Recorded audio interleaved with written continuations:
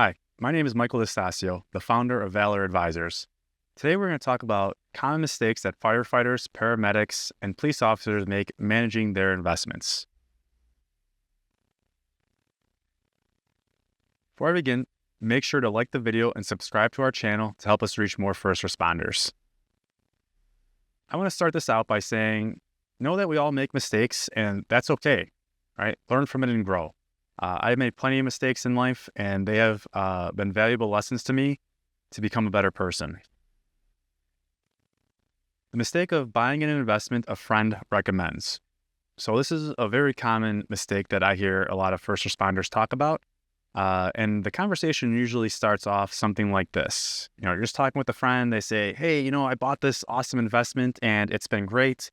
You should really check it out. And you're thinking, oh, wow, hey, thanks for sharing. I'm going to look into it. Well, you go online, you research a little bit, and you move forward.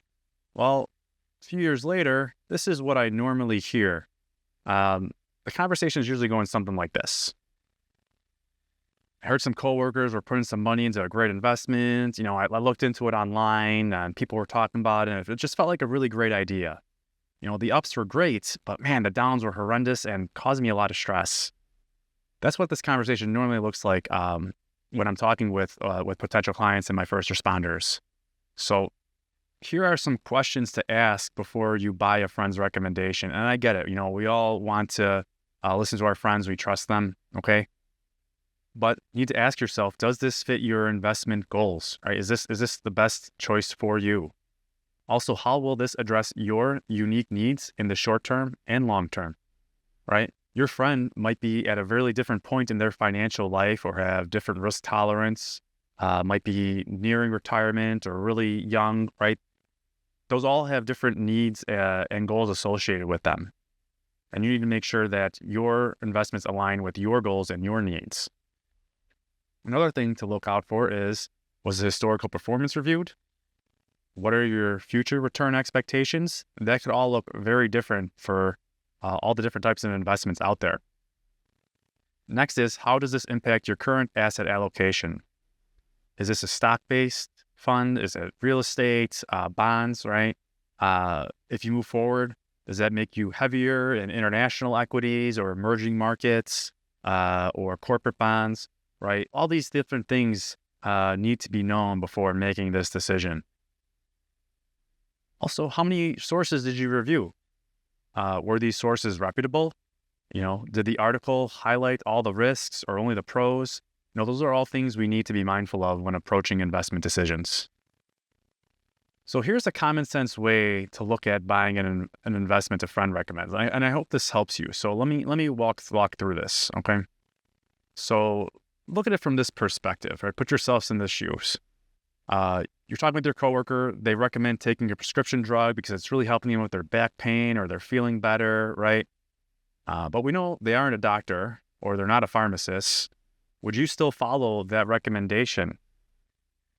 99% of people would likely say no. And actually, I hope 100% of people would say, no, I'm not going to take this prescription drug just because my friend recommended it, right?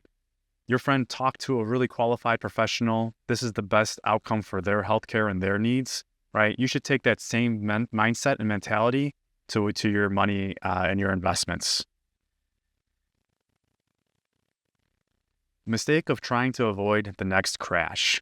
Oof. Yeah, I get it. All right. So this is what the conversation normally looks like. Oh, the next stock market crash is coming, so I'm getting out now to avoid it. Hey, I totally get it, right? No one enjoys watching their portfolio value go down, right? It's emotional. It's tough to watch. It's gut wrenching. But let's look at the risks and questions to ask yourself with this decision before moving forward. What if the investment you sold ends up doubling while you wait for the next crash? How will that make you feel, right? That next crash could come along another year or two from now. That investment could have really made a meaningful difference in your life during that time with the gains it had. Next is, did you set some criteria such as how long you're going to wait or how big the crash must be before deciding to buy again? You need to set these boundaries and goals before you even hit the sell button, Do you have specific indicators or data that you regularly follow confirming this decision, right? You don't want this to be an emotional just because I think this is what's going to happen, okay? That's how you can get into trouble. So you want to make sure that you have a system in place that confirms your buys and your sells. Also, how are you going to have the courage to buy back in on the crash if you don't have the courage to stay invested while the market is strong, right? If you're already freaking out and things are good, the time to buy back is when things look the craziest, right? And everything seems to be going wrong. That's when you're supposed to be buying back in, right? So a lot of people, what happens is they set out that entire crazy time. It starts to come back up and it goes even higher. And then they're like, oh my gosh, I have to buy back in. I missed, that was the crash. And now they're even further behind from where they started off. So here's a common sense way to look at trying to avoid the next crash. And I hope this can help you. All right. Now, let's say you owned a small business in the neighborhood, like a coffee shop, right?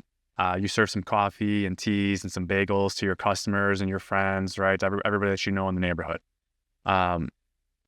You probably would not sell that business to avoid a crash, right? And what I'm saying by that is your coffee shop is going to go down in value just like all of your other investments during that time, during this crash. You just don't know it because it's not like you walk into your business every day and there's the value of it posted on the front door, right? So ask yourself, hey, would I sell my coffee shop that I love going to and I love serving my customers? You're probably going to say, no way, I would never sell my coffee shop. I love it, right? So that has to be the same mentality you're taking to this decision. And that's another way to look at it before moving forward. So I hope that helps you. All right, the mistake of political portfolio moves. All right, let's look at this one. Here's a conversation that I normally have with people. This is what I hear. With the election coming up, they are making the markets look good right now and it will crash afterwards. Okay, yeah, all right, sure. Or maybe this candidate, doesn't matter if they're Democrat or Republican, is horrible for the country and things will get worse afterwards. I hear that from all sides of the aisle. Every election does not matter. People naturally have their concerns about who will get into office at the federal level, at the local level. I totally understand and get it, right? So let's think about this for a second. Can politics influence markets through policy and regulations? Absolutely, yes, they can, right? They have a really big impact on our lives through policy and regulations, right? But however, that impact is really not as large as you think on the markets. So let's take a look at what I mean by that. So here is a chart of the S&P 500 over the last 40 years, and I have it marked with each president from when they leave office. So like this first arrow over here is when Ronald Reagan left office. This was when Ronald Reagan started in office, okay? As you can see, pretty much all throughout Reagan's term, Bush Sr., Bill Clinton, through the dot-com boom, and then the ensuing dot-com crash. We all know September 11th, Bush, then Bush Jr. was in office. The market, still trended up even through President Barack Obama. There was a big rally through President Donald Trump. The market continued to rally ahead. It remains to be seen where the market finishes with President Joe Biden. Right, but as you could notice, right, the overall trend throughout this 40 years has been up no matter who has been in office.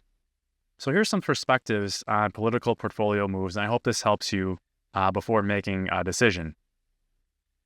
The biggest risk with politicians are the tax laws they impose on your money. Your investments and taxes go hand in hand, right? Just a swipe of a pen can mean the difference of thousands of dollars in the amount of taxes that you owe every single year on your investments. That is truly the biggest risk with politicians. And of course, that's president, that's Congress, that's your governor, that's your local state senate. Okay, they all have the power to tax your money.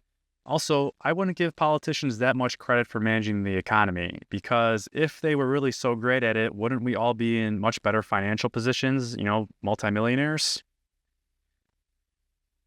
Next is politicians across the country can't balance a simple budget, and you're going to trust them with your retirement and the decisions you make.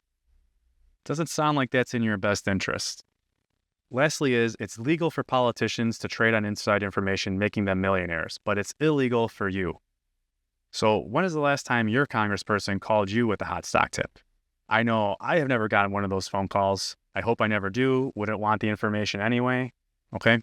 If you're like most people, you have probably never gotten that phone call either from your local congressperson or your politician.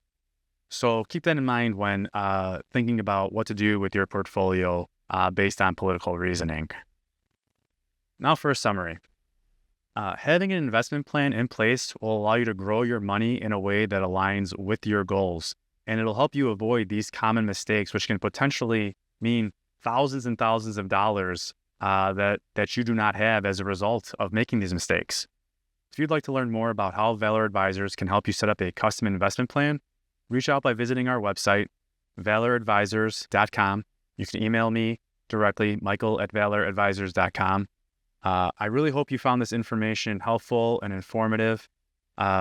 Please make sure to like the video, subscribe to our channel, and help us reach more first responders. Thanks and have a great day.